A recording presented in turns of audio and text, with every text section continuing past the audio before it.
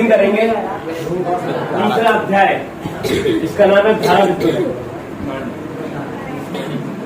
धारा विद्युत का हमारी वार्षिक परीक्षा में अंक का जो विभाजन किया गया है ब्लूप्रिंट के आधार पर, वो 10 नंबर का है, जिसमें से कुछ इस प्रकार से अंकों को निर्धारित किया गया है। 1 नंबर के प्रश्न जो है वो 2 आएंगे इस अध्याय में। 2 अंक के जो प्रश्न है वो 1 आ रहा है, और 3 अंक के जो प्रश्न है वो 2 आ रहे हैं, तो कुल 10 नंबर का इसमें से आ रहा है। ठीक है, ओके। अगर 10 नंबर का इसमें से आ रहा है तो हमको बहुत सारी चीजों को अच्छे से समझना पड़ेगा, क्योंकि इसमें वस्तुनिष्ठ प्रश्न आ रहे हैं। समझ बात? ओके, तो चलो स्टार्ट करते हैं। सबसे पहले हम जानेंगे धारा विद्युत। धारा विद्युत किसको कहते हैं?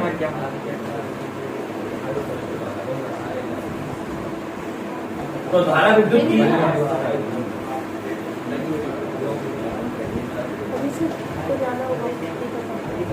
एक लाइन की डेफिनेशन सभी लोगों को याद है।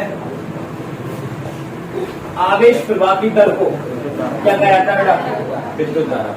ठीक है, किसी चालक के किसी परिच्छेद से 1 सेकंड में जितना आवेश प्रवाहित होता है उसे उस चालक से बनने वाले क्या कहते हैं?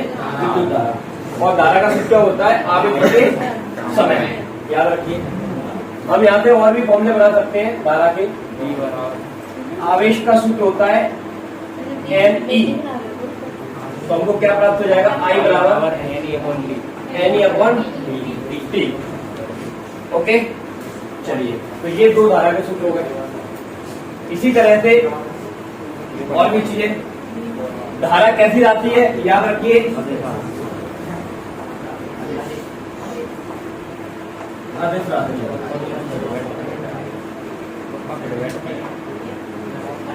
धारा का विमीय सूत्र याद रखिए, ए होता है। ए का मतलब होता है एम्पियर। और याद रखिए धारा का मात्रक भी क्या होता है?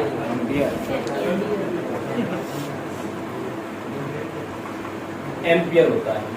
फिर से धारा की परिभाषा, आवेश धारा का सूत्र आवेश बटे समय। अगर आप आवेश का मान रखते तो एक और फॉर्मूला हमको प्राप्त हो जाएगा इसका। धारा एक अदिश राशि है, ठीक है, इसका मात्रक क्या होता है? एम्पियर। अगर परीक्षा में पूछा गया कि 1 एम्पियर को परिभाषित करो तो हम कैसे परिभाषित करेंगे? धारा का सूत्र लिखेंगे पहले तो Q अपॉन T। हमको धारा कितनी चाहिए? 1 एम्पियर चाहिए। तो धारा 1 एम्पियर करने के लिए आवेश कितना लेंगे? 1 कूलम। समय कितना लेंगे? 1 सेकेंड। तो 1 सेकेंड में यदि किसी चालक के परिच्छेद से 1 कूलम आवेश प्रवाहित होता है तो उससे बहने वाली धारा कितनी होगी? 1 एम्पियर। ठीक है बेटा, ओके। इसके बाद 1 कूलम आवेश में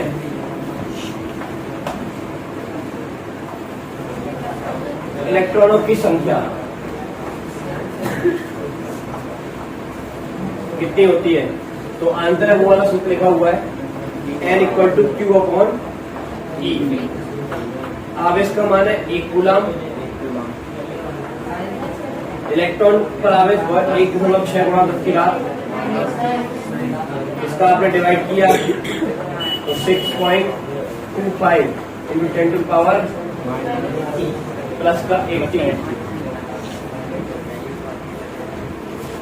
देखो इतना ही है। ओके, तो ये आपने डिवाइड किया तो ये आ गया। तो याद रखिए 1 कूलम आवेश में इलेक्ट्रॉन संख्या कितनी होती है? 6.25 गुणा 10 की घात 18। यानी कि 1 एम्पियर धारा का मतलब ये है कि पर सेकंड इतने आवेशों का मतलब इतने इलेक्ट्रॉनों का प्रवाहित होना क्या कहलाता है? 1 एम्पियर। तो ये सब महत्वपूर्ण तथ्य है विद्युत धारा पर आधारित, जो आपको याद रहने चाहिए। ठीक है, ओके। अगर संख्यात्मक प्रश्न परीक्षा में आता है आपको इस फॉर्मूले के आधार पर, तो आपको आवेश दिया होगा, ठीक है, समय दिया होगा मिनट में, तो उसको सेकंड में चेंज करोगे, धारा की गणना कर दोगे। अगर इस फॉर्मूले के आधार पर होगा तो आपको नंबर ऑफ इलेक्ट्रॉन दिए जाएंगे, आवेश आपको पता रहता है ये वैल्यू, समय दिया जाएगा, कैलकुलेशन कर लोगे, आई आ जाएगा। तो सूत्र के आधार पर ही आप संख्या में प्रश्न को हल कर पाओगे, ठीक है भाई। तो ये इंपॉर्टेंट चीज है। अब इसमें इस अध्याय में अगली राशि आती है धारा घनत्व। धारा घनत्व किसको कहना है? तो देखिए धारा घनत्व का सूत्र होता है J बराबर I अपॉन A। ए क्षेत्रफल से I धारा प्रवाहित होती है, तो इकाई क्षेत्रफल से कितनी होगी? I upon A। तो इकाई क्षेत्रफल से प्रवाहित धारा कौन क्या कहेंगे? धारा घनत्व। ओके, तो ये धारा घनत्व का सूत्र आ गया। अगर हम धारा का फॉर्मूला रख देते हैं ये वाला, तो धारा घनत्व का हमको एक नया सूत्र प्राप्त होगा, Q अपॉन AT। अगर हम आवेश का वाला सूत्र रख लेते हैं तो धारा घनत्व का एक और सूत्र प्राप्त हो जाएगा हमको। हाँ, तो अभी तक कितनी चीजें याद कर ली? धारा घनत्व का परिभाषा क्या हुआ? किसी चालक के इकाई क्षेत्रफल से बहने वाली धारा को क्या कहेंगे? I का मान रखेंगे तो ये सूत्र है, Q का मान रखेंगे ये। अगर डायरेक्ट आपको एग्जाम में 2 मार्क्स में कोई क्वेश्चन आया आता है, आपको धारा का मान दिया है, क्षेत्रफल दिया है, तो आप धारा घनत्व की गणना कर सकते हैं। अगर आपको आवेश दिया है, क्षेत्रफल दिया है, समय दिया है, तो इस फॉर्मूले से धारा घनत्व की गणना कर पाओगे, इससे नहीं कर पाओगे। अगर आपको क्षेत्रफल दिया है, समय दिया है और नंबर ऑफ इलेक्ट्रॉन दिए तो इससे कर पाओगे। तो ये फॉर्मूले आपको याद होगा। अच्छा, इसके बाद धारा घनत्व कैसी राशि है? तो आंसर है धारा घनत्व एक सदिश राशि। कैसी राशि बेटा? सदिश राशि। ओके, इसका मात्रक हम बना सकते हैं। मात्रक किस प्रकार बनाओगे आप? देखिए, एम्पियर पर मीटर। धारा का क्या होता है? एम्पियर। एम्पियर के लिए सिंबल ए। क्षेत्रफल का क्या होता है? Metre square. तो धारा का क्या मात्रक क्या आ गया? Ampere per metre square. इसका विभव सूत्र भी आप निकाल सकते हो। धारा का क्या होता है? ए होता है विभव। क्षेत्रफल का क्या होता है? तो आपने इसको सॉल्व किया,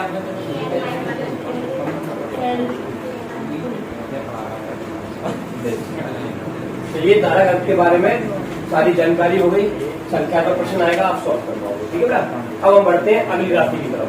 ये महत्वपूर्ण राशि आती है जिसका नाम है अनुगमन वेग। अनुगमन वेग की परिभाषा क्या है? याद करिए, विद्युत क्षेत्र के प्रभाव में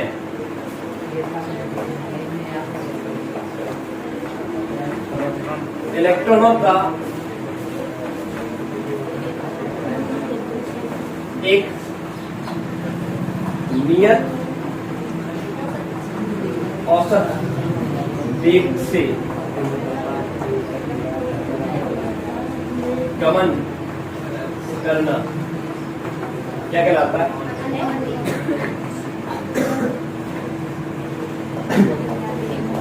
अनुगमन वेग कहलाता है। इसे डी और सफिक्स में डी से प्रदर्शित करते हैं।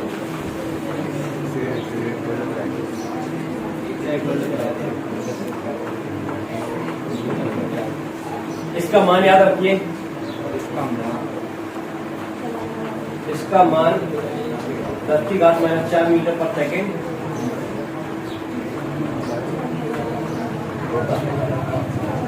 ओके, ये अनुगमन वेग का आपको परिभाषा याद करनी है, मान याद रखना है।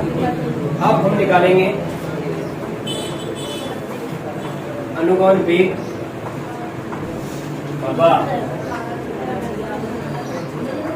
धारा घनत्व में संबंध।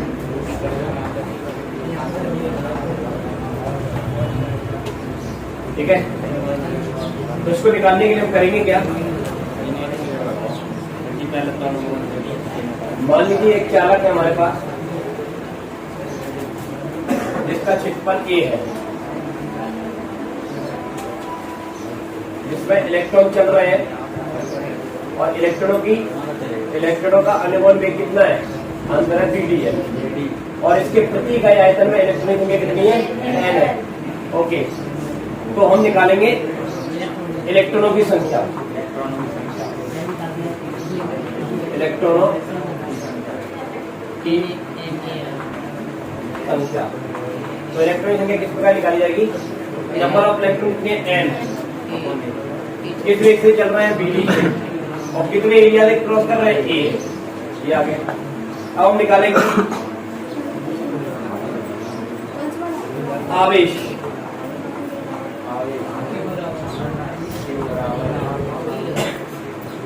आवेश का सूत्र क्या होता है, Q बराबर NE, n का मान ये दिया है NVDA, इलेक्ट्रॉन की संख्या है ना, उसको हम नाम देंगे n, और E आपका ये लिखा, तो ये क्या आ गया, आवेश। ठीक है, तो ये कौन सा आवेश है, पर सेकंड प्रवाहित होने वाला आवेश। ओके, अब हम निकालेंगे धारा। तो ये पूनम में जाए पड़ेगा, धारा का सूत्र क्या होता है, I धारा Q/E, और ये धारा क्या है, पर सेकंड ले रहे हैं, ये प्रति सेकंड प्रवाहित होने वाला क्या हो गया बेटा, आवेश। तो धारा आवेश का मान NVD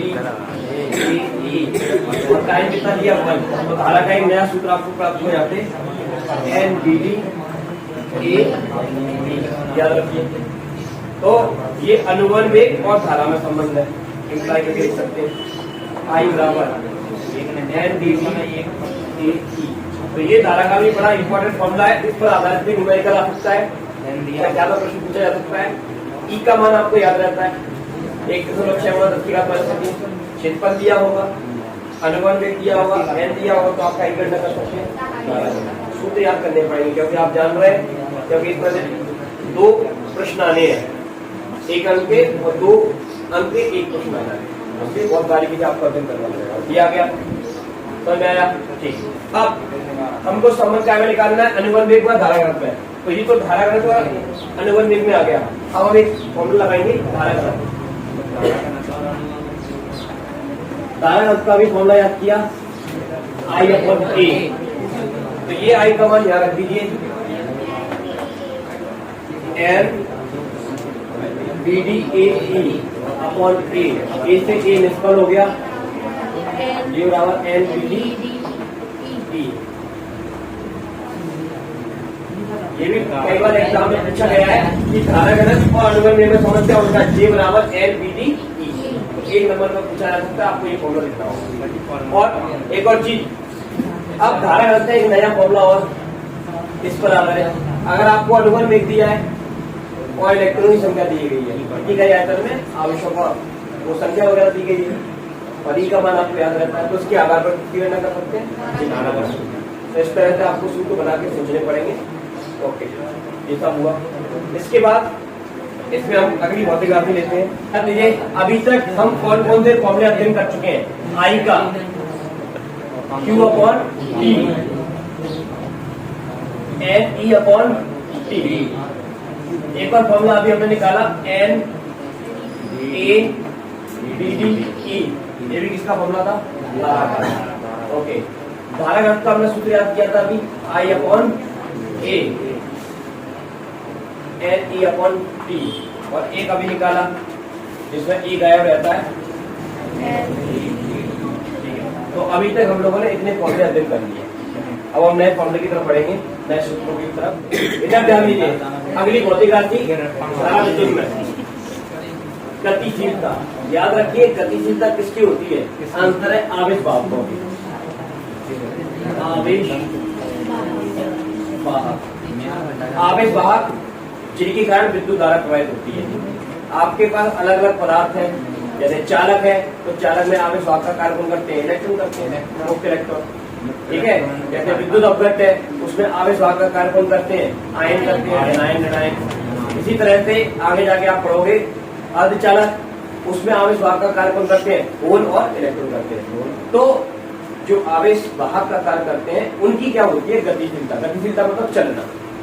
और विद्युत धारा का प्रवाह किस वेग के कारण होता है हम जानते हैं, यस अनुवन वेग के कारण होता है। तो देखिए हमने ई विद्युत क्षेत्र लगाया तो इलेक्ट्रॉनों का अनुवन वेग कितना, Vd, और अगर हम इकाई विद्युत क्षेत्र लगाएंगे कितना होगा, तो इकाई विद्युत क्षेत्र लगाने पर अनुवन वेग का जो परिमाण होता है उसी का नाम क्या है, गतिशीलता। तो इसका फॉर्मूला याद रखिए, क्या फॉर्मूला बना इसका, E बराबर Vd अपॉन E, और इसको हम प्रदर्शित करेंगे बेटा म्यू से, ठीक है। ये क्या है सर? ओके, E विद्युत क्षेत्र है और Vd क्या है, अनुवन वेग है। ओके, Vd का एक फॉर्मूला हम लोग बना सकते हैं और हमने बनाया हुआ है, वो है आपका E capital E tau upon M। देखिए भाई, ये अनुवन वेग का सूत्र है जो आपको याद रखना है। E आवेश होता है, E विद्युत क्षेत्र होता है, टाउ क्रांतिकाल का समय होता है, और M जो आवेश हम ले रहे हैं उसका द्रव्यमान होता है। अगर इलेक्ट्रॉन है तो इलेक्ट्रॉन का द्रव्यमान, प्रोटॉन है तो प्रोटॉन का द्रव्यमान। तो अगर हम इस फॉर्मूले को यहाँ रख दें, यहाँ पर तो E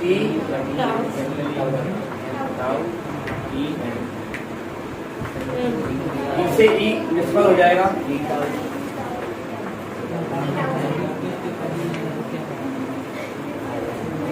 तो ये किसका फॉर्मूला आ गया, गतिशीलता का। ये जो संख्या लिखी है यहाँ पर E upon M, E upon M, ये विशिष्ट आवेश होता है बेटा, विशिष्ट आवेश। E अपॉन M, E का मतलब आवेश, तो मैं इसको नाम देता हूँ Q।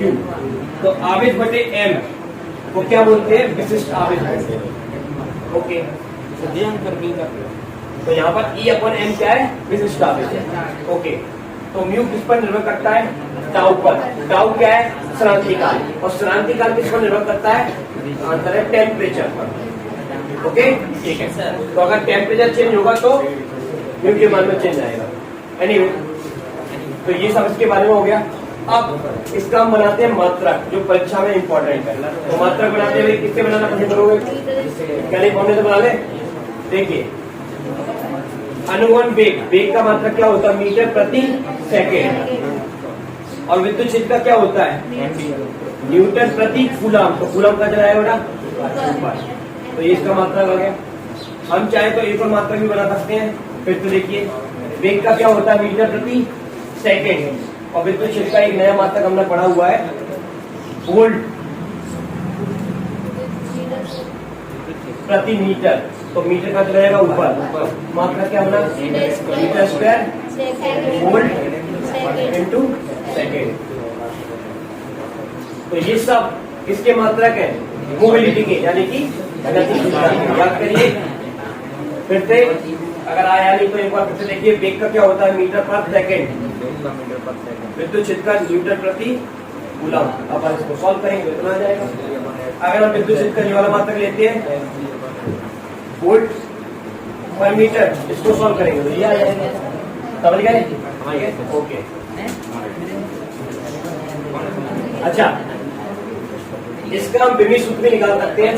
चलो ट्राई करके देखते हैं, इससे बनाएंगे विमीय सूत्र, इससे बनाते हैं।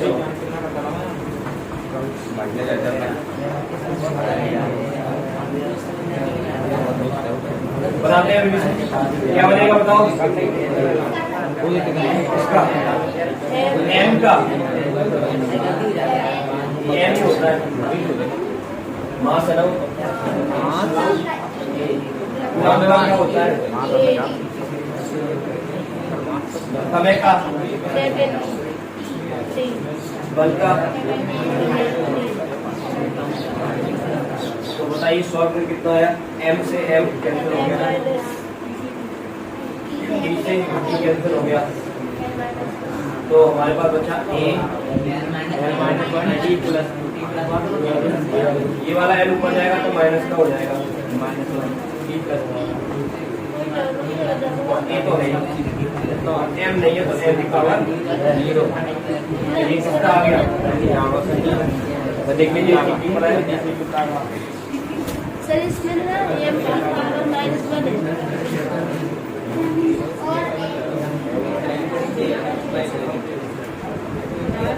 m की पावर माइनस है हाँ सर और L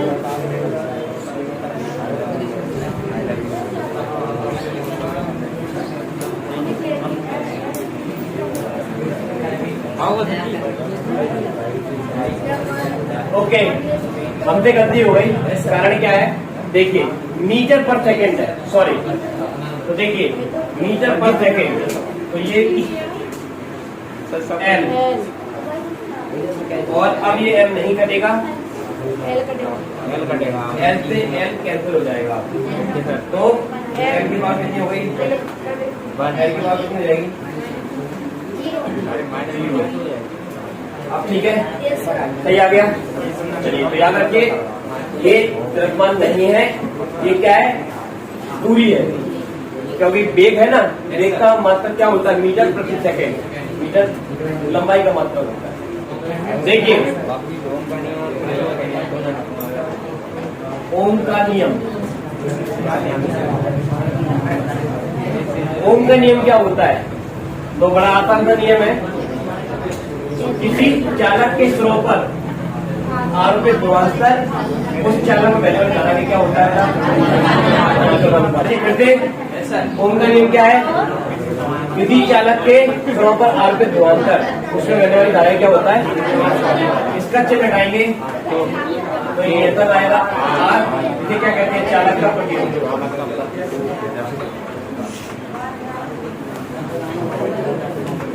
तो आर का फॉर्मूला क्या बना, तो यहाँ पे हमको प्रतिरोध का सूत्र मिलता है, क्या होता है, विभवांतर बटे विद्युत धारा। अब देखिए, अगर आपसे प्रतिरोध की गणना करने के लिए पूछा जाता है एग्जाम में, तो आपको विभवांतर दिया जाएगा, धारा दी जाएगी, तो आप मान निकाल सकते हो। अच्छा, इस फॉर्मूले से अगर आपको प्रतिरोध दिया है, धारा दिया, तो आप क्या निकाल सकते हो। अच्छा, अब देखिए जरा मात्रा, प्रतिरोध का हम मात्रक बनाएंगे V/I से, कैसे बनाएंगे बेटा,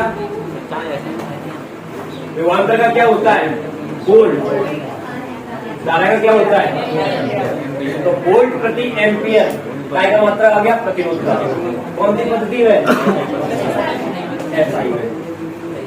अब SI पद्धति क्या होती है, वो क्लास 11 का नॉलेज है, ठीक है। अब वोल्ट पर एम्पियर हम बहुत ज्यादा यूज नहीं करेंगे, क्योंकि प्रतिरोध बहुत ज्यादा इंपॉर्टेंट क्वांटिटी है, तो इसका हमने एक नाम बनाया, साइंटिस्ट के नाम पर इसका मात्रा रखा ओम। सर ओम होता है सर, Yes. ओम, तो याद रखिए प्रतिरोध का मात्रा क्या होता है, वो ओम सिंबल है। अच्छा, इसका हम विभेद सूत्र बनाएंगे बेटा,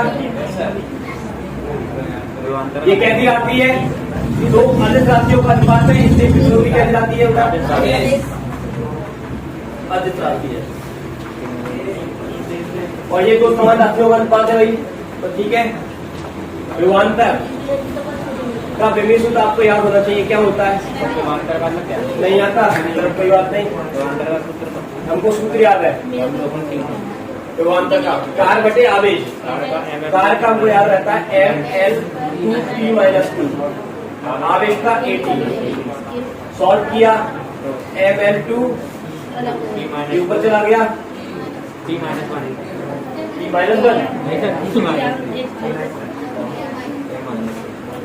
ये किसका आया, वोल्टेज का, रख दीजिए।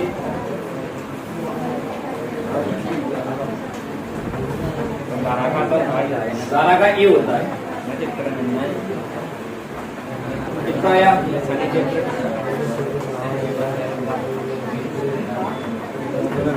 ये सब चीजें एग्जाम में आनी है, ठीक तो ये विभेद सूत्र हो गया, मात्रक हो गया, फॉर्मूला हो गया, ओम का नियम हो गया, और ओम के नियम का ग्राफ सभी लोगों को पता है। याद रखिए, ओम का नियम धातु चालकों के लिए सत्य है, किसके लिए सत्य है, ये वोल्टेज, ये करंट, तो धारा, इन दोनों की जब आप ग्राफ खींचोगे, इतना ध्यान दो बेटा, इन दोनों की जब ग्राफ खींचोगे तो आपको एक सरल रेखा प्राप्त होगी, जो हमको समझा दीजिए ओम का नियम इसमें फॉलो हो रहा है, क्योंकि जितने वोल्टेज आपने लगाया है उसी के अनुसार धारा बढ़ी है, ठीक है, ओके। अगर ये ग्राफ टेढ़ा मेढ़ा हो जाता है तो ये ओम का नियम का पालन नहीं करता। अब इम्पोर्टेंट क्वेश्चन इसमें आता है आपका, विशिष्ट प्रतिरोध।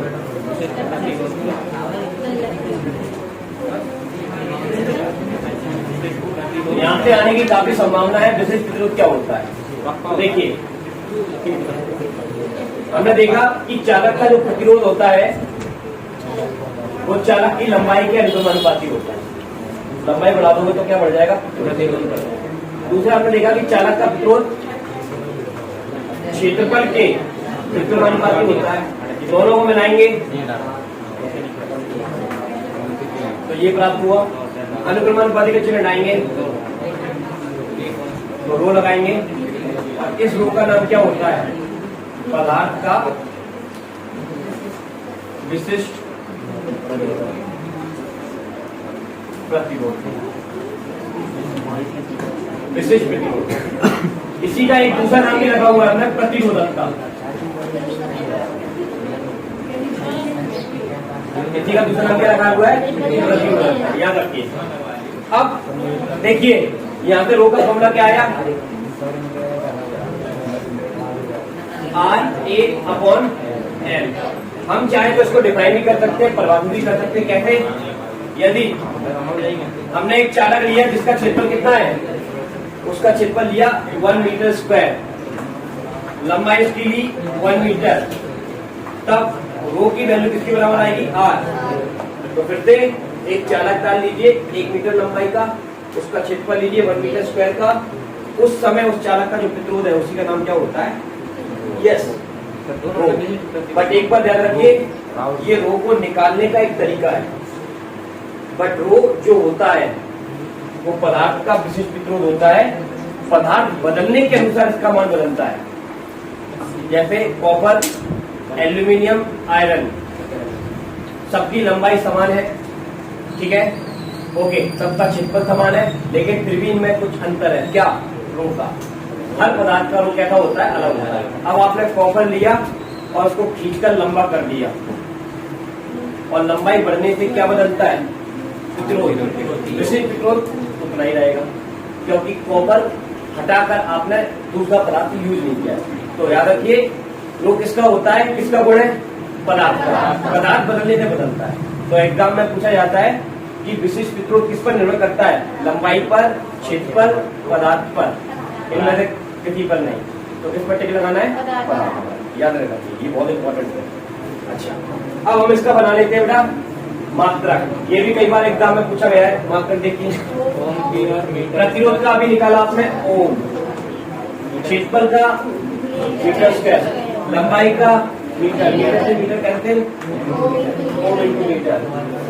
अगर आपको सूत्र याद है तो आप कुछ भी कर सकते हो, परिभाषा बना सकते हो, मात्रक बना सकते हो, विभेद सूत्र बता सकते हो, बता भी सकते हो कि ये कौन कौन पर निर्भर कर रहा है। और अगर आपको फॉर्मूला याद नहीं है तो कुछ नहीं कर पाओगे, ठीक है। अब हम निकालते हैं इसका विभेद सूत्र। विभेद सूत्र प्रतिरोध का बताइए बेटा, अभी निकाला था आप लोगों ने, बोलिए।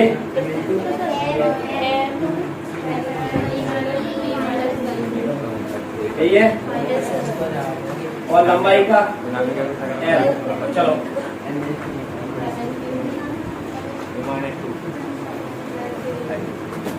तो ये होगा क्या आ गया बेटा?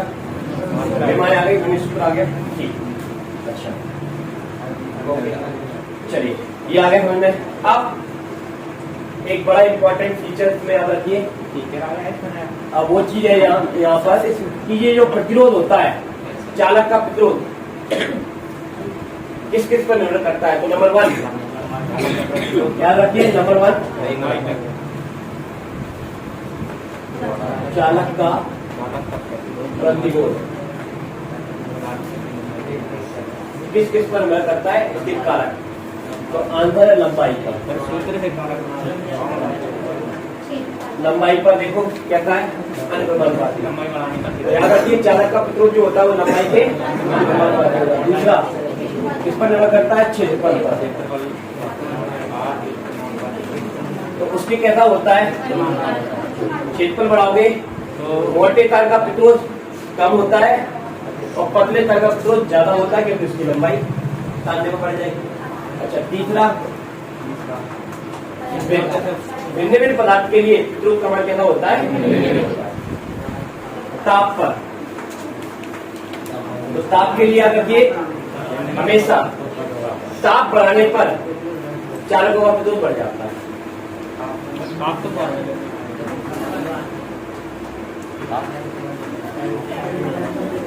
ताप बढ़ाने पर चालकों का प्रतिरोध क्या हो जाता है? बढ़ जाता है। अब हमको एक चीज समझनी है, यहाँ पर ओम के नियम का निगमन हमको करना है। ये बहुत इंपॉर्टेंट क्वेश्चन है।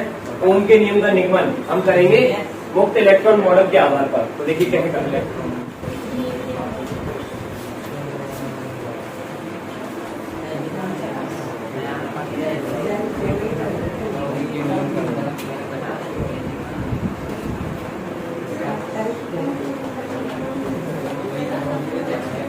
इसको करने के लिए सबसे पहले क्या करेंगे, हमको धारा का सूत्र याद होना चाहिए, NE_A_BD। अब BD का फॉर्मूला अभी मैंने, हाँ जी इधर ध्यान दीजिए, ये धारा का सूत्र लगाया हमने। अनुवन वेग का सूत्र ये होता है, अगर हम विद्युत क्षेत्र का मान रख देंगे तो ये होता है। और BD यहाँ पर NEA E tau upon NR। बस को थोड़ा सिंप्लीफाई करेंगे।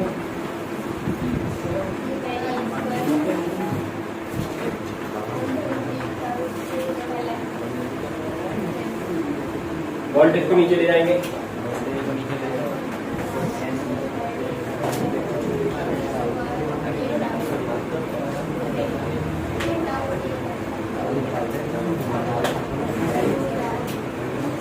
इसको रिवर्स कर लेंगे, व्युत्क्रम कर लेंगे।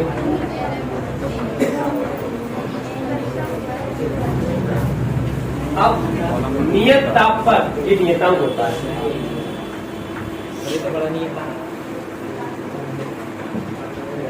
और इसको हम नाम देंगे R। तो यहाँ पर V upon I equal to R, तो फॉर्मूला आ गया I इंटू। अब देखिए R का ये वाला फॉर्मूला आपको ज्यादा याद रखना है। क्या है formula? Lm upon N_E²A tau. अब देखिए जरा इसको समझिए, ये बहुत इंपॉर्टेंट फॉर्मूला है। अभी हमने बोले एक फॉर्मूला और निकाला था रो का। रो का फॉर्मूला होता है RA अपॉन L। यहाँ से R का मान यहाँ पर रखेंगे, रो का कितना आएगा? L कैंसिल हो जाएगा। ओके यहाँ रख दीजिए Lm E upon N_E²A tau, और ये L सही है। ये आर के साथ ए से एम कैंसिल, ए से ए कैंसिल। देखिए ये दोनों फॉर्मूले काफी महत्वपूर्ण है अगले महत्वपूर्ण प्रश्न के लिए, कि धातुओं पर ताप का क्या प्रभाव पड़ता है। तो यहाँ पे हम देख सकते हैं, पहले प्रतिरोध की बात करेंगे। विद्युत किस पर निर्भर करता है? आंसर है लंबाई पर। M और E जो कि M और E तो नियत है, M इलेक्ट्रॉन का द्रव्यमान है, E आवेश को बदलेगा। A क्षेत्रफल है, N नंबर ऑफ इलेक्ट्रॉन है, ठीक है, आयतन में इलेक्ट्रॉनों की संख्या। टाउ क्या है? क्रांतिकाल। ओके, तो देखिए विद्युत किस पर निर्भर करता है? लंबाई पर। अगर आप लंबाई चेंज कर दोगे तो विद्युत बदल जाएगा। विद्युत किस पर निर्भर करता है? क्षेत्रफल पर। अगर आप क्षेत्रफल बदल दोगे तब भी क्या बदल जाएगा? विद्युत। देखिए टाउ आ गया इसमें, तो विद्युत जो होता है वो टाउ की जगह होता है विद्युत। टाउ क्रांतिकाल का समय, ये ताप पर निर्भर करता है।